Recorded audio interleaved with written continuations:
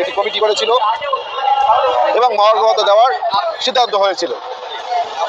কিন্তু আমরা পত্রিকার মাধ্যমে জানতে পারলাম যে সরকার নাকি মহার্ঘ ভাতা দেওয়ার সিদ্ধান্ত থেকে সরে আসছে।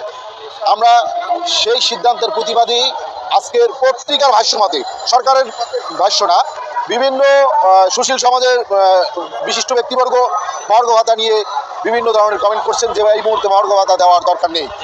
কিন্তু আমরা গত 10 বছর ধরে সরকারি চাকরিজীবীদের বেতন বাড়ছে না, তাই আমরা বলছি যে আমাদের ন্যূনতম ডাল ভাত খেয়ে বাঁচতে হলেও মহার্ঘ ভাতা ছাড়া কোনো উপায় নেই। তাই সরকারকে আমরা আহ্বান জানাবো আগামী 31 তারিখের মধ্যে এই মহার্ঘ ভাতার পরিপত্র জারি করা হোক। আর যদি এই কাজ জারি করা না হয় তাহলে আমরা আগামী 7ই ফেব্রুয়ারি মহাসমাবেশে ডাক দিয়েছি।